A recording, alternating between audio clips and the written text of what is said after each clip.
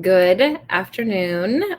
My name is Marissa Willits, and I am from Next Level Consulting, and I'm hoping that this is not live on my Facebook page right now. I am testing a recording to upload onto YouTube. So what's up, YouTube? And a little bit about me is I help small businesses grow their business through marketing, HR, and websites. And today I want to talk about keywords.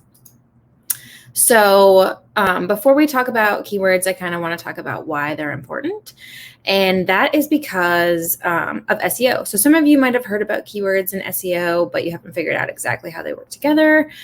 Sometimes the research can be really overwhelming when you start to Google some stuff online. So I'll get into that in just a second. But one thing really quick is you might have noticed that SEO expert is not in my job title. I said HR, marketing, and websites.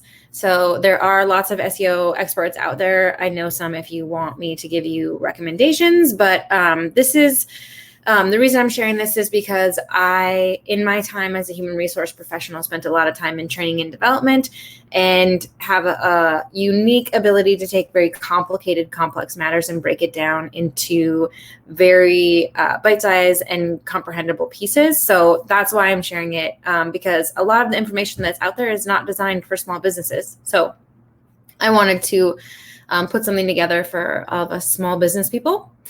And let's get back to SEO. So SEO is search engine optimization. And we all know that Google has this algorithm that ranks websites. And this algorithm takes into effect or into account about 200 ranking factors when it decides where to place websites. And SEO is the practice of changing things on the front of your website, on the back end of your website, or doing things outside of your website in order to improve your Google rank. So please note, SEO is not something that is going to happen overnight. It's not something where like you get 50 Google reviews and then you're automatically in the top 3 spots. It's a practice, just like yoga or meditation. It takes time and it takes attention. And then depending upon your business, this may or may not be important to you. So if you have a business where or you have a website where literally people just go there to get resources for your in-person meetings, that's kind of a bad example. So a better example would be if you are a medical service provider that only gets business from referrals. SEO might not be that important because the patients aren't going to be out there Googling providers. You're going to be getting your business from the doctor. So it would be better to go and market with them and build relationships with them.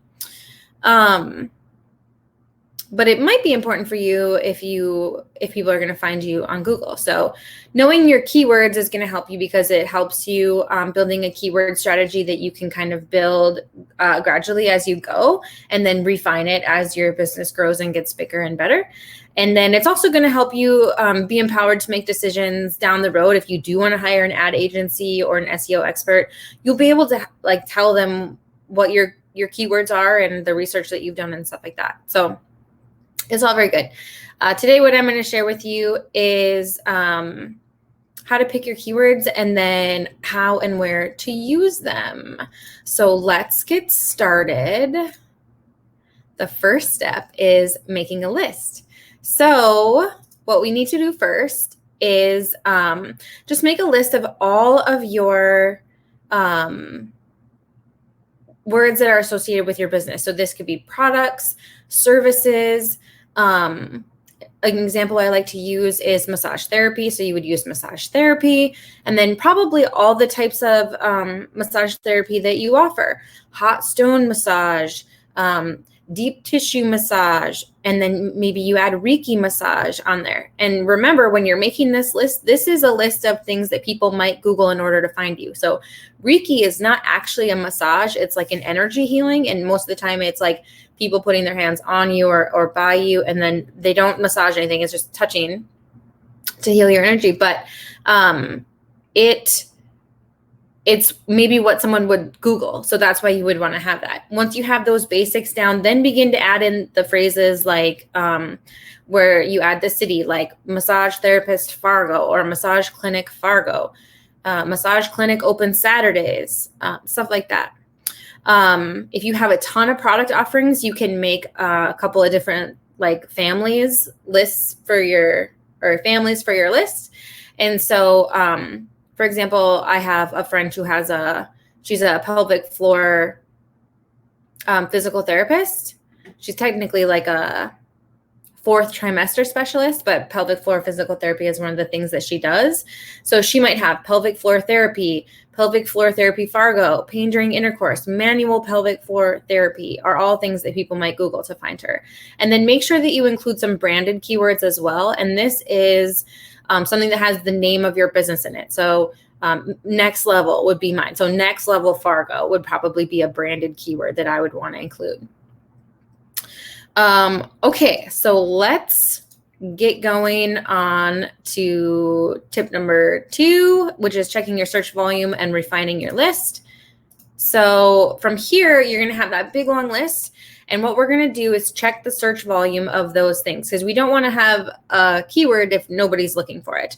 So you're going to, the easiest way to do this is go to Google, and there is a ton of different tools you can use. There's some SEO tools out there that give you free trials. Moz, SEMrush, Ahrefs, WordStream are all good ones. The other thing you can do is go to searchvolume.io, and that will let you upload multiple search terms at once, and then it will give you a CSV file and let you know how many people are searching each month. And that will let you know the number of searches that are happening.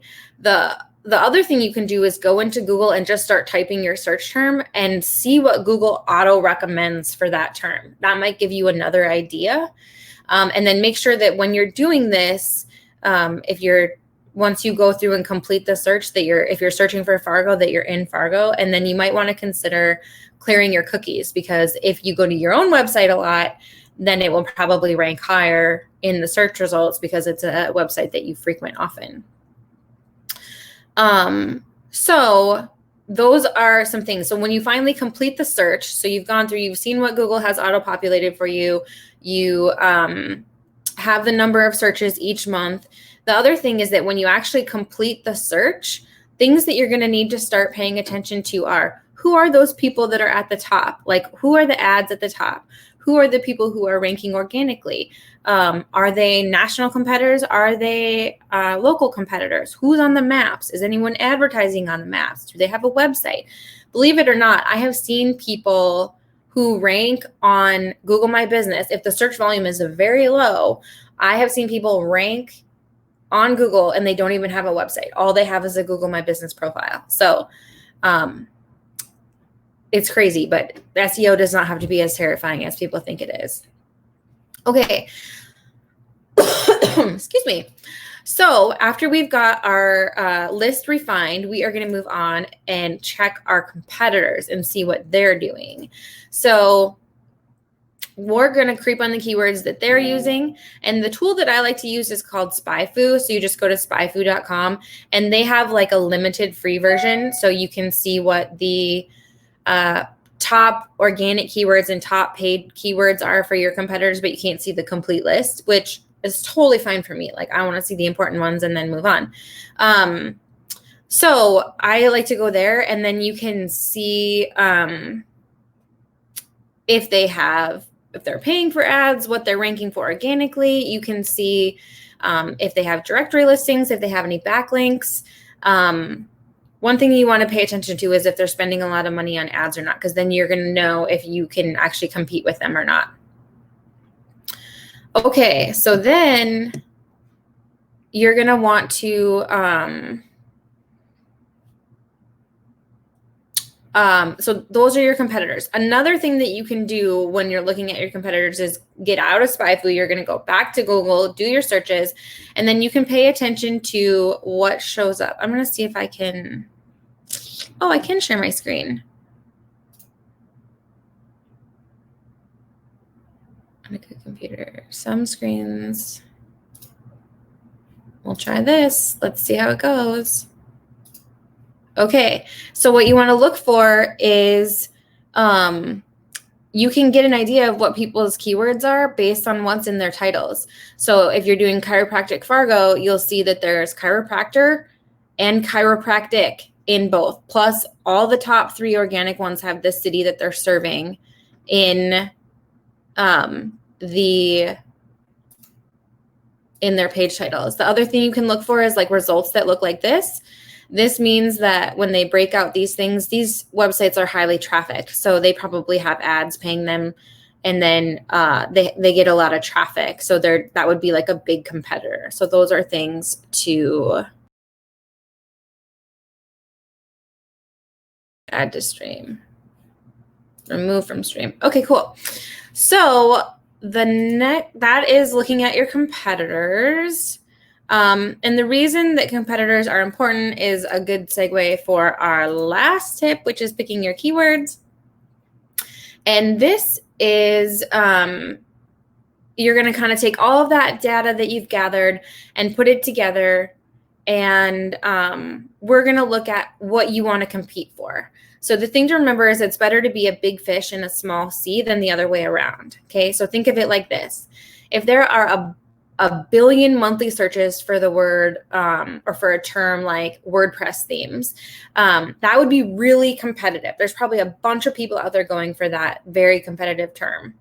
But there might be something that is similar that's not as searched as often. So like highly responsive mobile themes photography website or something like that. That would be considered a long tail keyword or a long tail keyword phrase. And maybe only 500 people search that for a month. But if you can get those and 3 people come through and be customers for you, then that might be worth it. So that's something to think about. And then the other thing is like when talking about SEO and things like that, it can get really overwhelming, but 20% of all searches have never been searched before. So Google has never seen a search like that. So don't get discouraged about doing keyword research or anything. Like, it's really important to keep the faith and have a positive attitude, because it's really easy to get discouraged when you're looking at SEO. So at the end, you want to have about between 3 to 5 main keyword phrases if possible. And you might have a lot more than this, but you're going to want to focus on 3 to 5 for your website and for your Google rank, because it's impossible to tell Google that you do 50 things and rank for all 50 unless you have like unlimited funds and you want to spend a bunch of money on ads. If you're trying to do things organically, you need to do 3 to 5 search terms. Okay, so that is the list. And then how and where to use these keywords. Okay, so this is going to be kind of brief, but basically the main places that you want to put your keywords on your website are in the page title. That would be like the SEO title and the meta description. So that is the blue text and then the text underneath it. And if you have a WordPress website, this is really easy. Wix, it's pretty easy. Squarespace, it's easy, but it's not as effective as in the other ones.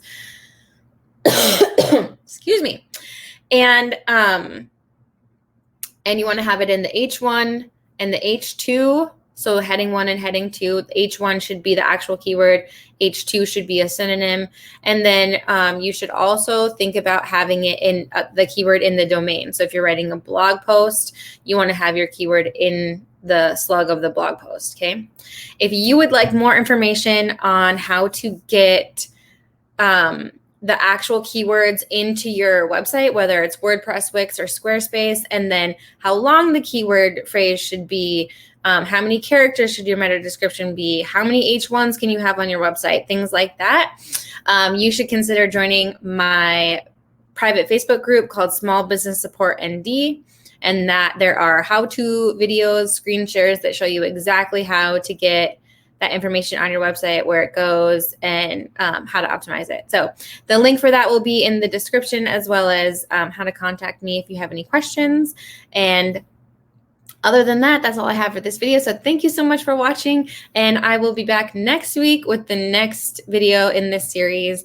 And I thank you all for your time. Have a good day.